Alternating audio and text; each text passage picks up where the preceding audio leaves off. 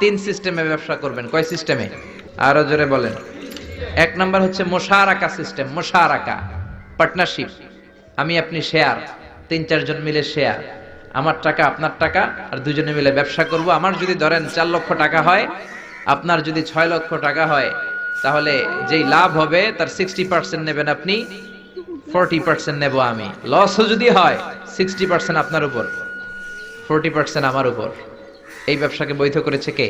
আল্লাহ। আরো জোরে বলেন না। দুই নম্বরে হচ্ছে আল মুদারাবা। মুদারাবাও বৈধ।